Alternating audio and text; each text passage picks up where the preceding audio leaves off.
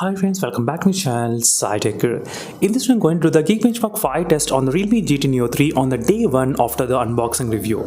Yes friends, this is my day 1 of using the Realme GT Neo 3 device, and the Realme GT Neo 3 which has got the Dimensity 8100 processor, and during this process I'm trying to use the external RAM capabilities as well up to 5GB, and let's see what will be the Geekbench Mark scores we can actually get in this device. Right now all the apps are completely clear from the background RAM management as well. Let me open the Geekbench Mark application. Before that, let's go to the settings option, and there's a process manager option, and let's do the deep clean as well. Yeah, now let's start the test.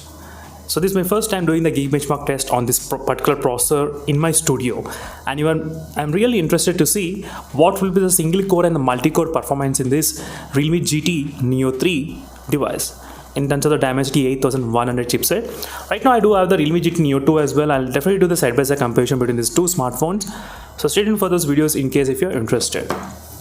So I can be back after some time friends, just to check overall scores, what's happening, and I'm not yet using any kind of GT mode. There is no GT mode, I'm not enabled yet. So without using GT mode, we'll try to do the Geekbench Mark scores, and I will be back after some time. Right now as you can see friends, we are reaching to the final stage of Geekbench Mark scores. We'll try to see exactly what will be the single core and the multi-core, so don't worry about this flickering.